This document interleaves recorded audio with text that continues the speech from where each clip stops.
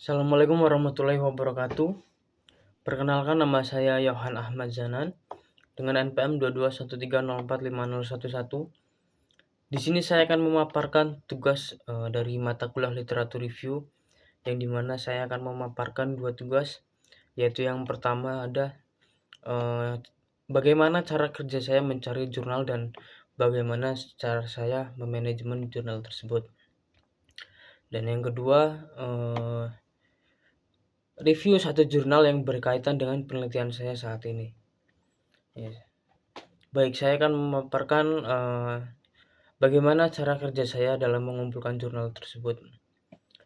Untuk yang pertama, saya menggunakan aplikasi yang bernama Zotero, yang dimana aplikasi tersebut berguna untuk membantu kita dalam memanajemen jurnal-jurnal yang sudah kita kumpulkan.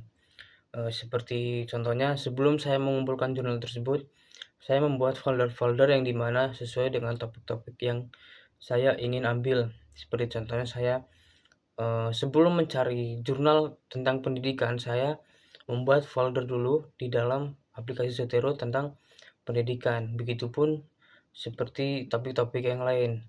Sehingga saya ketika mencari jurnal mengenai pendidikan, saya langsung memasukkannya ke dalam folder pendidikan yang ada di dalam Zotero. Ya, kemudian saya menggunakan aplikasi yang bernama Publish or Perish, di mana aplikasi tersebut dapat membantu kita untuk mencari jurnal-jurnal yang lebih tepatnya mempermudah kita untuk mendapatkan jurnal. Di dalam aplikasi tersebut ada website jurnal yang bisa kita tanpa harus membuka browser seperti Semantic Journals atau Google Scholar baik dan Scopus.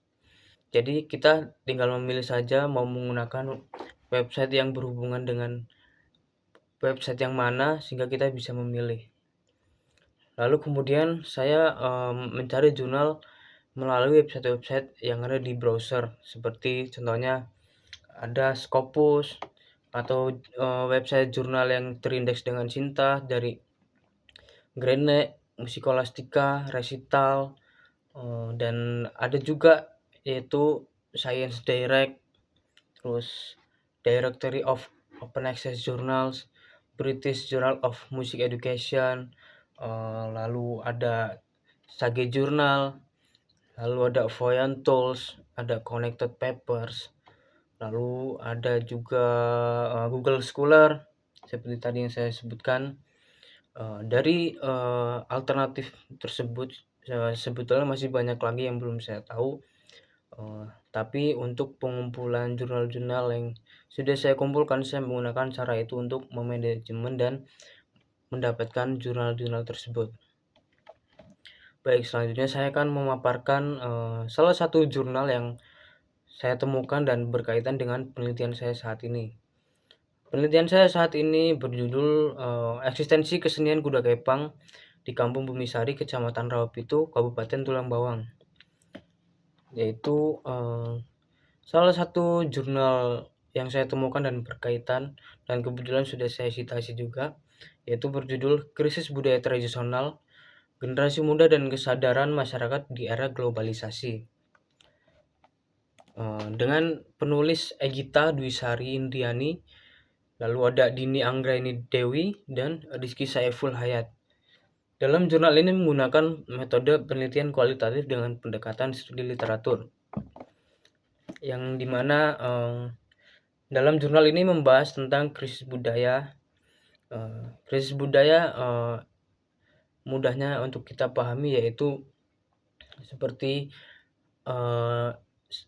dengan judulnya saja sudah, Generasi Muda dan Kesadaran Masyarakat di Era Globalisasi. Jadi krisis budaya yang ada di era globalisasi. Jadi untuk generasi muda itu sudah semakin hilang untuk kemauannya dalam mengenali atau melestarikan kebudayaan itu sendiri.